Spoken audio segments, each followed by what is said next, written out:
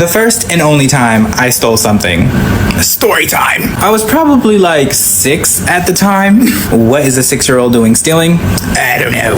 So me, my mom, and my aunt all spent the day together. We went shopping. We went to a little park. We got some food. But on the way home, this is so embarrassing. On the way home, we decided to stop at the dollar store. So we're all in the dollar store shopping around, and my mom gives me $5 to get whatever I want. You know, at that time, $5 to a 6-year-old was a lot of money. $5 to a 6-year-old now ain't nothing.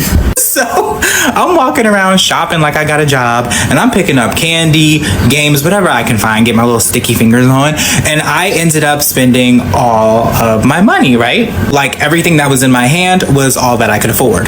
It was hard out there for a 6-year-old, and I was fine. I was fine with everything I had until I came across this cute little teddy bear. It was so cute, brown, probably like this size. I needed to have it. I wanted the teddy bear, but I couldn't justify putting any of my items back, so I came up with this plan.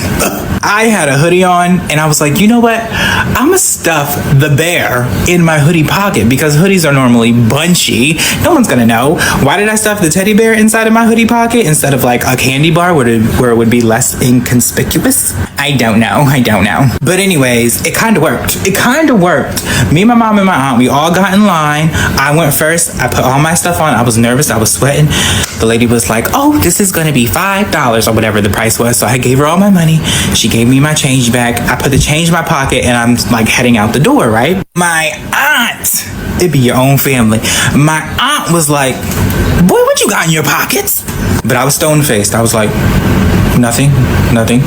And she walks up to me, reaches her hand in my hoodie pocket, violation, and snatches out my cute little teddy bear. And oh my gosh, my mom started screaming at me.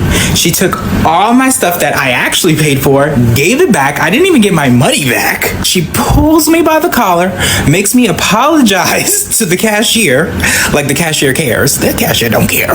Then pinches me by the ear, drags me out the store all the way to the car, takes off one of her slippers, and beats me with it in the parking lot.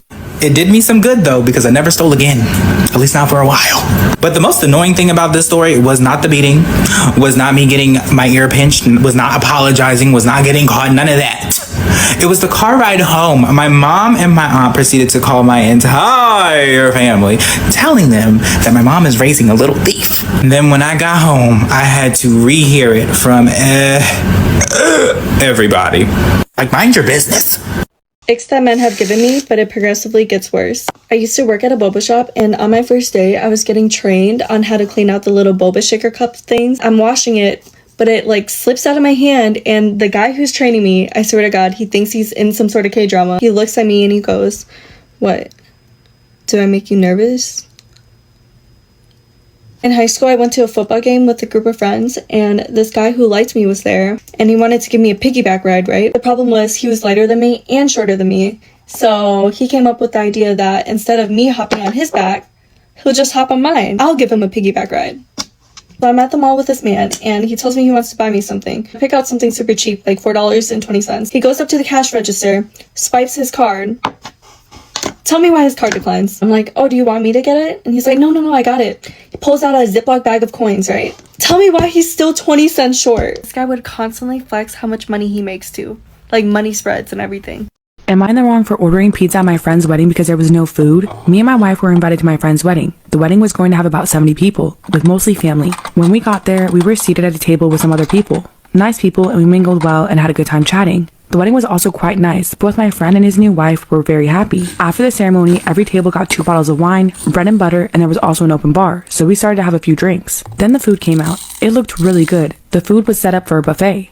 I was half buzzed and looking forward to getting some food in my belly. When it was time to eat, every few tables at a time were going to get called, which is fine. The first 2 tables that were called were understandably the family off both sides. The problem was that the family members, his in-laws, are larger people.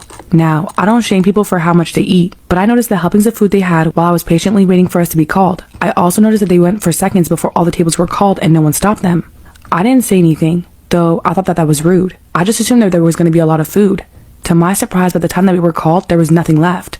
I asked if there was more coming out, and apparently that already occurred. So we grabbed what little we could and went back to sit down and ate the scraps. We were all still pretty hungry and a bit pissed off, so we kind of bash talked that the first few tables ate all the food. Someone mentioned that they could go for some pizza, and then I had the drunken idea of ordering some.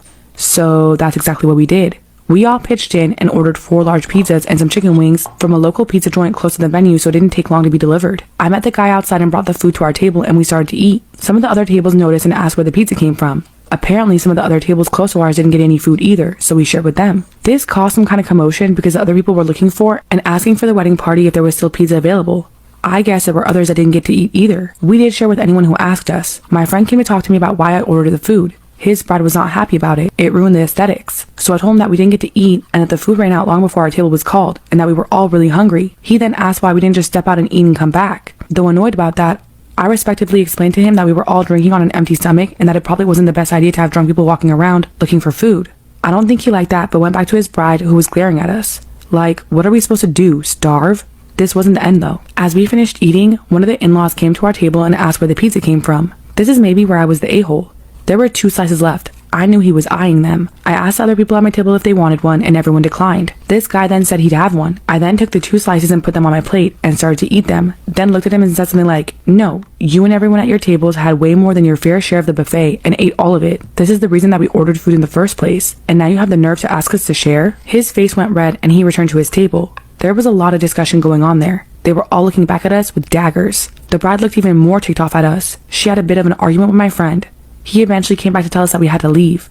I didn't mean to start any problems, so me and my wife called the cab and left. He called me a few days later and we had a long talk. I explained my perspective and he agreed that his in-laws were really rude after eating all of the food and leaving most of the other guests with very little. A lot of people actually complained to him about it. Everyone was drinking thinking that there would be food and they were disappointed. He was upset with his in-laws because he told them how many guests would be there and to order food for that many people. He also saw how much they were taking but assumed that they ordered enough. He brought this up with his wife and she said that apparently because his in-laws paid for the alcohol and food, they felt entitled to eat what they wanted. She was really mad at them and reamed them out for tainting her special day. He also said a lot of the other non-family guests started to leave soon after we left because they were too hungry. They still had fun celebrating, but it did kind of put a downer on their special day. Out of 70 people, about 30 left. I also found out that the guy who came to our table was the father-in-law. Father-in-law was really embarrassed by what I said to him. He felt pretty bad about when he found out close to half of the guests didn't get to eat anything and left early. So, am I in the wrong?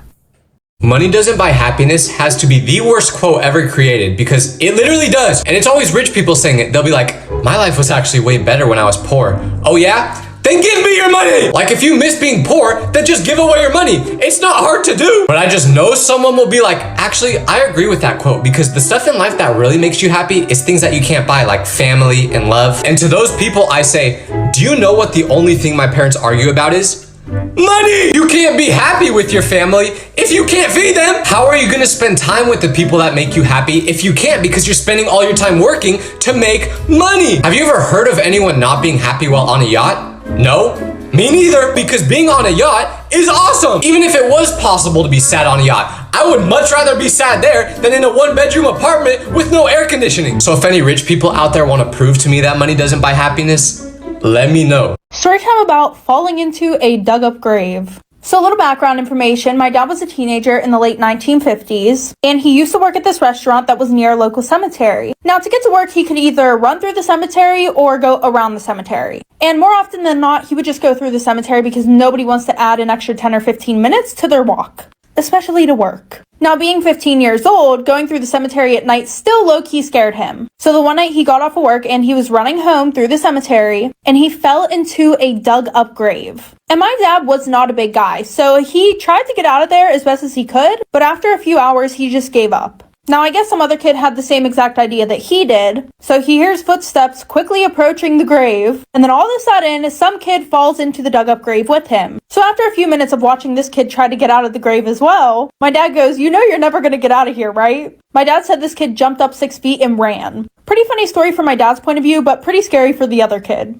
Never let your friends hang out at your house. Always go to their house instead, because last time my friends came to my house, I got horribly embarrassed at school the next day because right when you walk into the kitchen at my house, there's a super embarrassing picture of me in 5th grade wearing a clown outfit on the refrigerator. So when my friends saw this, you know what they did? They decided to take a picture of it and send it to a bunch of people at school without me knowing. So the next day, I'm at school minding my own business and someone shows me this picture. So I'm like, how did you get that? But then another person shows me the picture and then I'm like, uh-oh. I I know what's going on here. But it got even worse because not only did everyone at school see my picture, it started to become such a big meme that people were literally making it their screensaver on their phone. Like I couldn't go anywhere without seeing this photo. Even the dang lunch lady had it as her screensaver. Okay, maybe that part's not true. But anyways, if you ever have your friends over at your house, hide all your pictures or you will regret it.